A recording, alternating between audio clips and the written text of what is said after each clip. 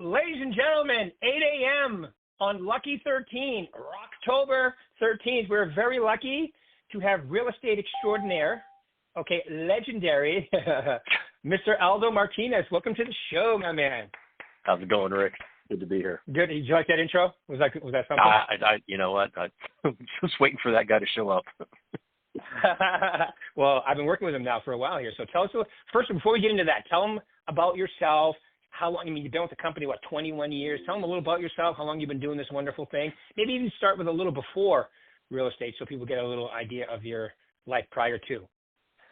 So let's see, two major jobs in my life. One was in the military. Towards the latter part of the career, I actually ran recruiting operations for the West Coast. And somewhere during the time that I was recruiting for the military, I was trying to sell my house and hired a couple of what I thought was not so great agents at the time. I said, there's got to be an easier way to do this. Put myself through real estate school. Interviewed back then with Mark Stark. He was the branch manager of the Green Valley office. And when my wife asked me, he goes, well, where are you going to go? And I go, I think I'm going to go to that, back then was Better Homes and Gardens. Better Homes and Gardens, yeah. Yeah. I think I'm going to go with that Better Homes and Gardens. She goes, well, why aren't you sure? And I go, well, that damn manager's a little weird. She goes, how's he weird? And I go, he's like just way too happy. I've never seen anybody that's just like happy, cheerful, like that all the time. I go, it's like bizarre. So I went back and he was exactly the same way. And I signed the paperwork, and that was in 1993, and been here pretty much ever since. That's incredible. Yeah, I remember the first time I met him too. I thought he is very, because I'm a positive guy too, but he's like, he was super, super positive, right? Yeah, so next level. You got to be to turn this into what he's turned it into, right? Yeah, absolutely. So, all right. So, military, you were like the number one recruiter for your group too, weren't you? Yeah, it's 1990, 1992. I was one of the top 50 recruiters in the entire country. That's amazing. That's awesome. Which is really good. I mean, obviously you're a salesperson, so that's great. Going from the military into this, and yeah, but in the military, it's amazing. You didn't make it. In the military, if you didn't make it, they fire you. So right. So it's perform or get out. It's kind of like the same way in real estate. I go, if you don't make it, you just don't pay your bills. You don't earn a living. You don't put food on the table. Yeah, the difference is you fire yourself in real estate, because if you're not doing it, then you're not going to be able to wing it, and you're not going to be able to make it in real estate. In the military, if you don't do it, they just can you. it's probably faster. It's a career killer. Right. So, and then you've been manager for how many years of the Southwest office? So, Mark called me in to retire out of the military in 2004. I guess my wife had ran into him at Kennedy's, and he says, well, tell him to give me a call. And I said, okay. And I didn't call him because I know how my wife is, and she's like super pushy. So he calls me back and he goes, well, didn't your wife tell you to give me a call? And I go, yeah, Mark. I go, but I know my wife. I go, I figure you were just being congenial and nice to her. And he goes, no, we want to get together. And that was, I think it was like March or April of 2004. And he said he was going to open up a new office, the Southwest office. Would I be interested in put in my retirement papers? And in August of 2004, I showed up and went over to the Sahara office, started training over there for about 3 or 4 months. And then come April, we opened up the Southwest office over on Durango and the 215 in the old Centra Park Plaza. And the rest is kind of history from there. I've been there. Right, and then you were there? Yeah, I was there from 2005 until July of this year. That's fun. That's hilarious. Yeah, I know Pilar, so I know your wife. She always kidnaps I always joke, she kidnaps Tina every time we go to an event. Anyway, all right. So that's a whole other story. Do you want to tell them the story how she started off as your assistant in real estate? How my wife started out as a So I started in real estate in '93, and back then it was just to sell my house originally, right? And I go, I can maybe do a deal here and there, and it'll be kind of okay. So I got into it, went through the training. Mark Masevic was the trainer back then. I mean, he was like an amazing trainer. Mm. And got through it, and I go, well, this is pretty cool, and I started getting listings. And then what I used to do is I'd come into the office at lunchtime in my uniform, because we used to have floor and opportunity time back then. So I would come in every lunch at 12 o'clock, because that's the time I'd sign up for floor. I'd sign up for floor immediately after Emily Gunning, because Emily was like the best person I've ever seen on the damn phone converting calls. So I would sit there and I'd just listen to her and listen to her and listen to her. And I'd go ahead and get on the phone right after her and started, getting leads from there. And then little by little converting those leads and doing open houses. And then the business starts doing good, and I'm selling about 54 units a year. And I was Green Valley office agent, what was it called back then, Rookie of the Year. Mm-hmm. And I had to get a partner, John Bliven. I had to get somebody that was doing real estate, during the day, because I couldn't leave the office during the day. I was in the military. So Right. during the day, John would work the leads and the buyers and take them out and show them homes. And then at 5 o'clock when I got off work, I'd just get on the phone and I'd just start calling everybody that I knew. I'd call my friends, my mom's friends, my dad's friends, their friends, as far as they would let me go and down the chain. I'd basically go, hey, well, do you know anybody else that I might be able to help? And they'd keep giving me referrals and I'd keep working it. So after about a year and a half, my wife started seeing, and she goes, well, you guys are splitting this thing 50-50. And I go, yeah. I go, it's working out really, really well. And she goes, well, you know what I'm going to do? She goes, I'm going to get my license, and you're going to go ahead and get rid of your partner, and me and you are going to do real estate together. And I go, well, hell, that sounds like okay. I go, so I broke the news to John Bliven and said, I go, hey, my wife's going to get into real estate, and, she wants to be the partner. So she goes and gets licensed in 95, and she sold 3 houses or 3 properties since 1995. She claims to be the most exclusive real estate agent in the valley. If you work with her, it's like you've won the Cupid doll. But all she did was just basically get rid of my overhead and started whipping me harder to do more sales on my own. That's hilarious. That's hilarious. Okay, if you've ever met Pilar, you know exactly. She's wonderful. That's hilarious. I love it. So you brought her in, and she sold 3 houses since then. I love it. But okay, let's get into the so now, okay, Troy and came up with a new position for you. Tell them your new title and tell them what you're doing now, which is really exciting. Yeah, I mean, so the title is Vice President of Business Initiatives. I call it the COO position without the pay, but technically I'm in charge of strategic planning and execution. So, just develop and oversee strategic initiatives, that align with the company's long-term visions and goals.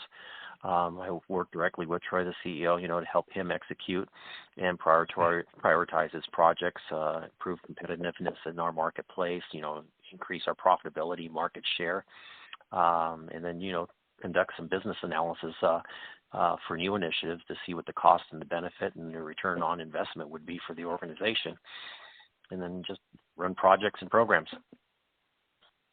I love it. And you've been doing that for how long now? Well, technically it started in July, but we had to find a replacement for me. So I think this has been my first, we're in October now. September was probably my first full month on the job. Yep. And David took over. He's doing great. And hear nothing but great things over there at the Southwest office. Him and Chuck are both doing a really good job over there. Yeah. Yeah, Chuck's great too. Yeah. Mm-hmm. Absolutely. So what do you learn so far? Now, okay, so you got a new job. You go from, they didn't want to see you go there, right? I mean, obviously the agents love you. And then you jump into this new position and you're, implementing all kinds of new stuff. Anything that you've learned about the company or the business or anything since you've taken over that new position?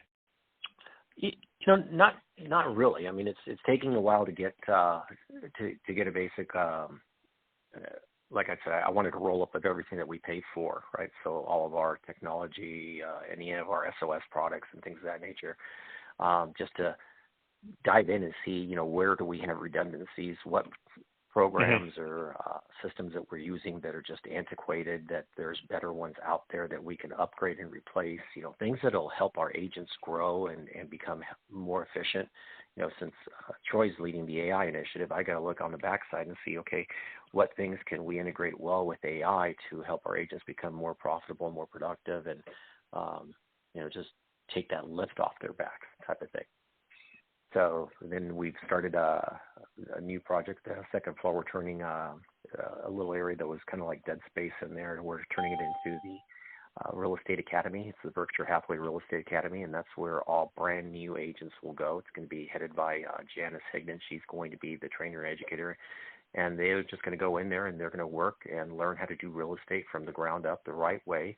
And they just don't leave the academy until they've been able to close 3 units. And once they've been able to close 3 units, then they can move over to the branches and continue to grow and go into our mentorship program. That we've got a bunch of great agents in our organization that have volunteered to be mentors for agents. And we're now going to be able to start feeding them some good quality agents so that they can mentor rather than having like that little spike dog, chasing around the big spike dog, figuring out what's going to go next. So we're hoping just to create much, much better real estate professionals for our industry.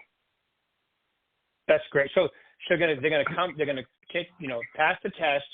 They come to work here, and instead of starting off at Summerlin or St. Rose or Southwest office, they're going to start right here at the St. Rose office on the second floor with Janice, going through like a boot camp on how to do this, everything, and then pick an office, which one they want to work at.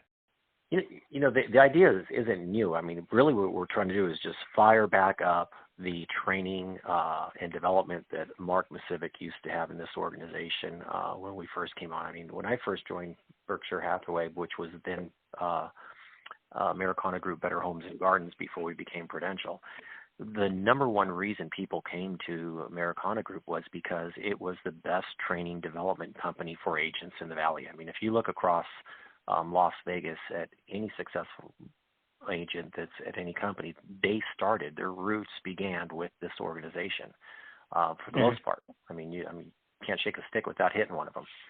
And we got away from that a little bit. One of the biggest things that you saw was here is, go to Americana Group and get trained, and we'll come back and pay you more. Well, most of our agents that have been here for 30, 40 years started with us from the onset, and they see the value in this organization.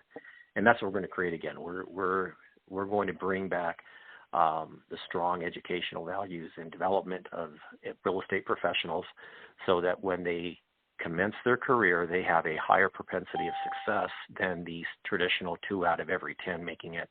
We're looking to upgrade that to anywhere between 4 or 5 out of every 10 people when they give a commitment and they want to start a new career and make this a life for themselves, that we're going to be able to provide them with the opportunity and every tool to succeed.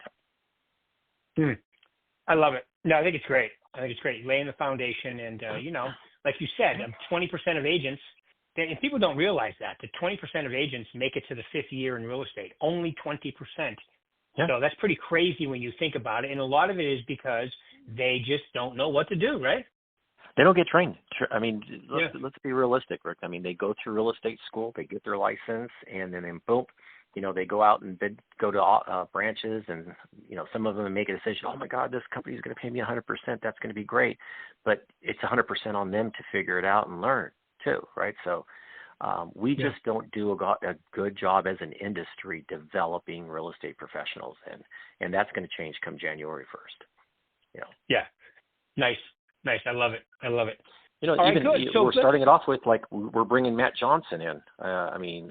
Matt's a well-known author. I mean, he's a founder of 2 Intero companies, has done work with Keller Williams, coaches throughout our entire industry, and does a lot of partnerships. And we're bringing him in, and he's going to be here November 4th at our Summerlin campus, and we've opened it up to the entire association because his book, which is The Never-Ending Real Estate Startup, basically has over 20 business plans on how to create lead pillars.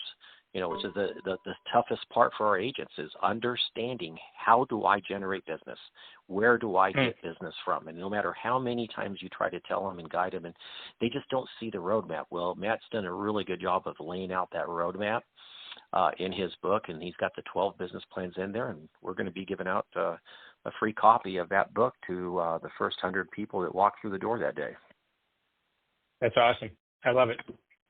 Yeah. All right, good. So let's give them an idea. Okay, so I'm a real estate agent today. Let's take, I'm with the company. What would you, how would you give a couple, maybe 2 or 3 or 3 or 4 top things that you would focus on to be successful in this business, knowing what we have as a company and the brand? Real estate doesn't change.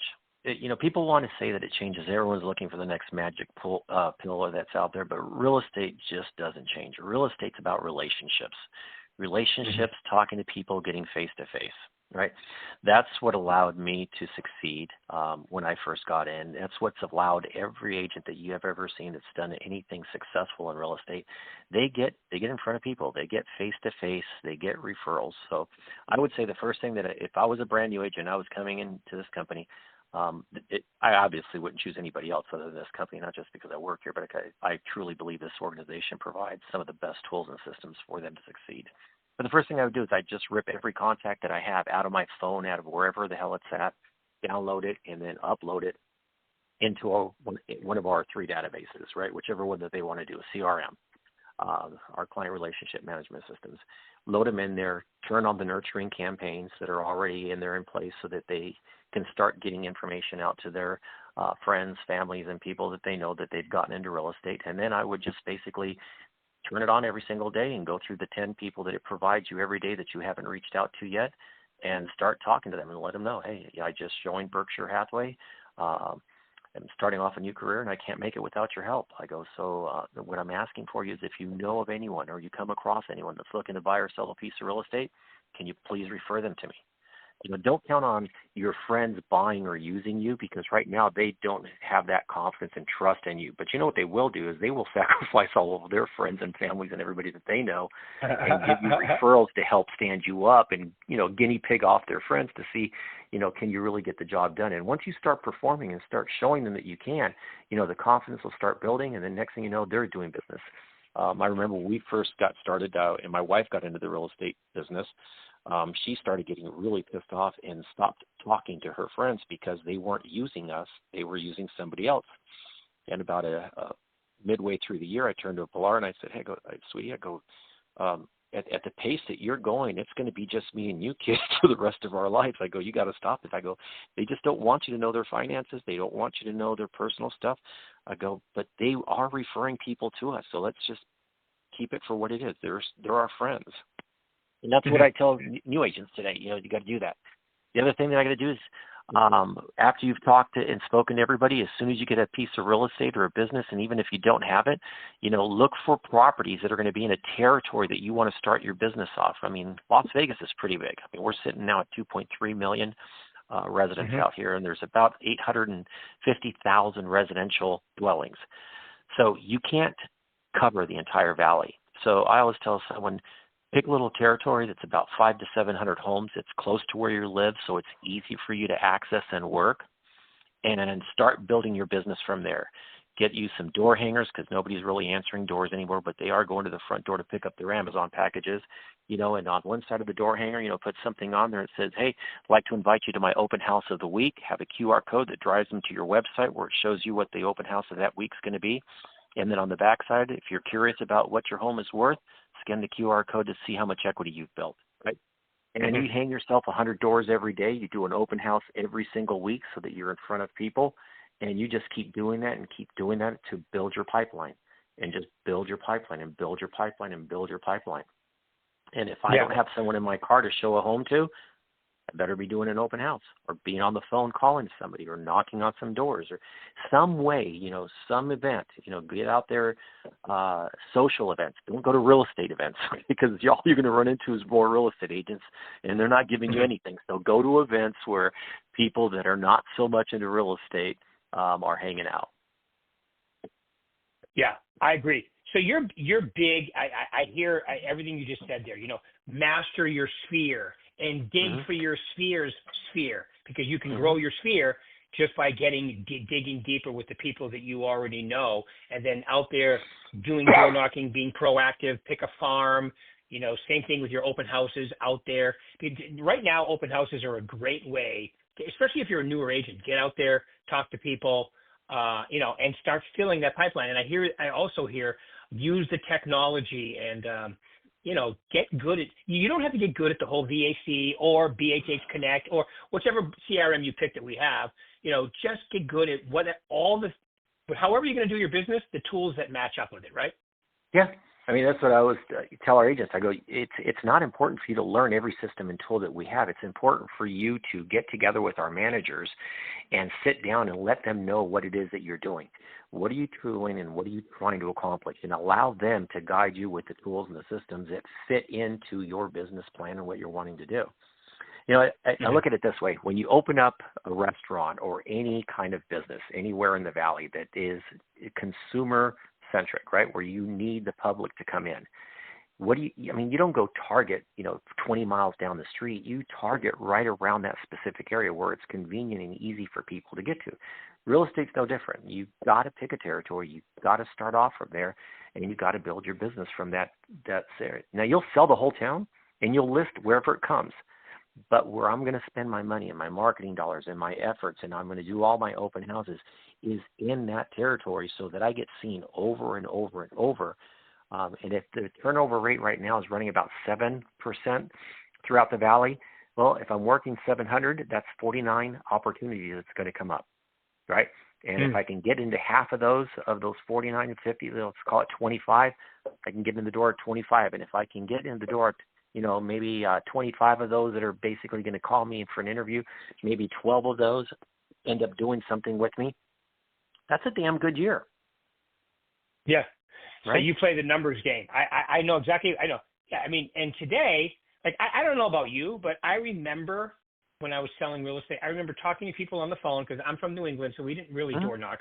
I would definitely door knock here, and I did when I was in San Diego. But, every day when I would put 2 or 3 leads into my system, okay, they're moving here, and a handwritten note to them. And, you could feel the confidence. It's also good to know that your database and your CRM is filling up with people that are doing something now or in the near future, right? So it gives you confidence. It makes it feel like you've done something that day. You got to be doing something proactive. There's so many different ways you can do it too. Yeah, I mean, it's the same way I started my kid off, right? And he was our rookie of the year a few years ago, right? And he's doing good. I mean, he sits there, makes a little over $150,000 a year right now, working on his way to 200. But one of the number one failures, again, that I saw with him, with everybody else, I go, dude, where's your database? Where's your CRM? Where's your people? So I basically ripped down all the people that he's basically closed since he started. And I go, you need to get all these people into your CRM. I go, you're not going to do it all in one day. Just put 10 a day in there. I go, by the end of the month, you'll have all the people that you did. Do it now before that list gets big, and start nurturing them, because that's going to be your bread and butter. And that's the biggest mistake real estate agents make.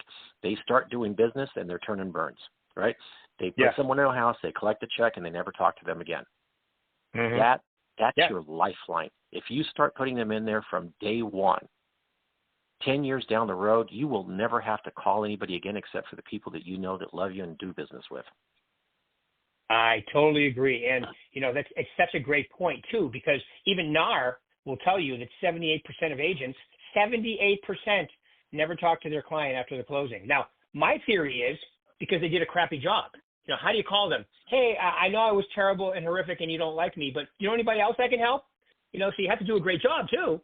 And then it's easy. So, the old saying, under promise and over deliver, which is most real estate agents do the exact opposite. And then they feel like crap after. That's why they don't call them. But that's also an Achilles. That's also an Achilles heel too, because some agents, because they aren't perfect, they say, well, I just need to learn a little bit more. I need to learn a little bit more. No, you're going to learn on the job. This is an on the job training type of thing. You need to basically stick to your managers like white on rice, and they're going to guide you through those transactions, right? They're going to help you along, but you've got to get out there and you got to get active. You can't be, okay, ready, aim, and you never shoot, right? You just got to Right. go out there and try it and just do it. I mean, I can remember some of the ridiculous things that I used to say when I first got into real estate, like back then, we were, we had cell phones and beepers, but the cell phones were attached to our vehicles, right? Right. And Right. we used to pay $2 a minute, and the people didn't know if you were a drug dealer, a doctor, or a real estate agent because you had a pager on your phone and you were running to I remember that. to save the minutes, right? But I would sit there at 10 o'clock at night with clients and go, oh, you got nothing to worry about. I got my lucky tie on. Like my lucky tie had anything to do with us getting the damn house, right? You just say some of the most moronic stuff. But what I would say to every single person I was working with, and I got this from Mark Stark. He goes, how long have you been in the business? Well, just less than 3 years. It was always less than 3 years. I go, and whatever I don't know, trust me, guys, I'm never going to take a chance with your transaction. I will immediately connect with my broker to make sure that we're on the right track. Right? But Right. you've got to get out there and do it. Yeah. It's one of the unique professions where you get to earn while you learn. Yeah. Like with a doctor, you have to go through think about it. Before a doctor even starts making decent money, it's 12 years into it. Yeah. Can you imagine that? Real But estate they're earning and learning at the same time too, because they're doing internships, right? Yeah. So the last part of internships. that, they're doing internships and they're working in there, and they're sewing people up and they're cutting people open, and they got another doctor over there watching over to make sure that they don't kill anybody in the process. But it's the same thing, Even when you got, people always say, oh my God, but there's so many hours, just to get a beautician's license, and a real estate agent, which is, hair grows back. I go, yeah, but those beauticians are practicing on people the whole time they're going through those schools. They got those places where you go get your hair cut, for like $10, so they can practice because it's going to grow back. Everyone is on the job training. But in real estate, for some reason, people feel like they have to be perfect and have everything before they can go out there. No, just go out there. Just go swing for the fences, man. You got great managers at this organization. They're going to catch you and pick you up, and they're not going to let you fail. So yeah, I love it. Well, there you go, Aldo. There's the perfect place to end today. I love it. That was a great end. You just get out there, get it done, earn while you learn, and don't be afraid to make mistakes because, that's how you learn. And see, my video this morning was about that. You're going to make mistakes. You push yourself a little bit. Get outside your comfort zone. That's where all growth starts. That's where life begins, really, outside your comfort zone. But at the same time, don't commit to things you're not going to do, right? You're not going to go door knocking ever. Don't put it in your business plan, right? But and it's not just for our newbies either. Right? Yeah. It's the same message for our seasoned and veterans out there, right? Absolutely. Get in with your managers. Your managers are talking to all the other top agents in the organization, and they are sharing information that they learn. That's what makes this organization so great. It's that pollination and sharing of good data. Get in those mastermind groups. Continue to grow your business. Talk to your managers. Talk to me. Talk to Troy. Talk to you, Rick. Ask what we need, what can we do for you? That's what we're here for. We're here to support you. So come to us, let us know what you're looking for, let us know what you're trying to accomplish, and we will help you get there. Absolutely. Love it, Aldo. Thanks for taking your time out today. Really appreciate it. Congratulations. Pleasure working with you. Everybody else, we'll do this again in a week. Thanks, Aldo. Chris. All right, Rick. Thanks, take everybody. care. Bye. You got it, buddy. Bye-bye.